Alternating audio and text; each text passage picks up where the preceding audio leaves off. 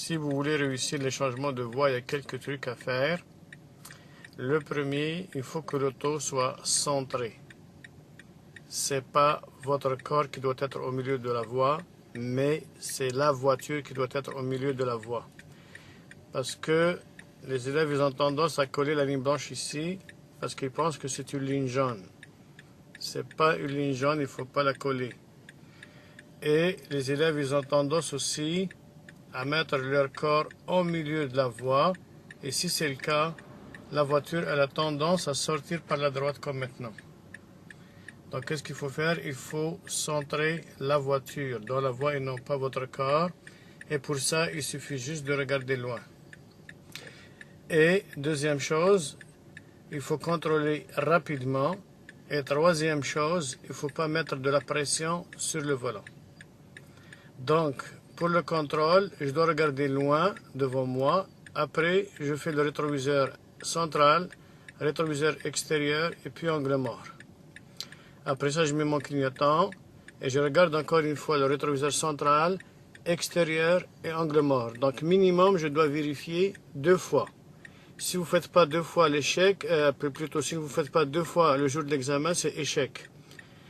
Et si jamais, et ça, même s'il n'y a personne derrière vous, vous devez vérifier 2 fois. Et si jamais il y a du trafic derrière vous, vous pouvez contrôler 3, 4, 5 fois jusqu'à ce que tout le monde soit passé et vous pouvez rentrer sécuritairement.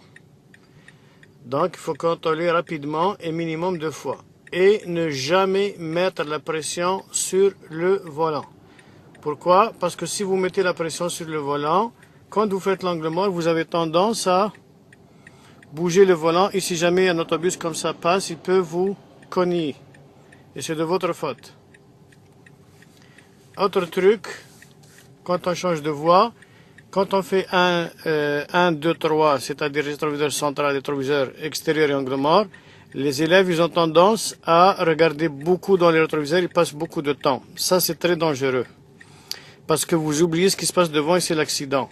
Donc, qu'est-ce qu'il faut faire dans ce cas-là? On regarde de loin, on fait 1, 2, 3 et on revient devant. Je répète, on regarde loin, après on fait 1, 2, 3 et on revient devant. Et autre chose, pour changer de voie, il faut jamais, jamais, jamais, jamais, jamais tourner le volant comme ça, regardez. Si vous donnez un coup de volant comme ça, c'est extrêmement dangereux et vous allez cogner la voiture qui est sur votre droite. Alors la solution c'est quoi?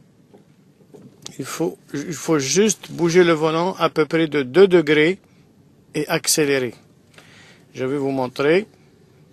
Donc, à peu près, si je veux changer à droite ou à gauche, je bouge le volant comme ça 2 degrés, c'est vraiment négligeable et j'accélère.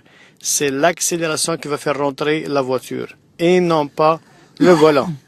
Si on bouge le volant, c'est extrêmement dangereux. Et merci.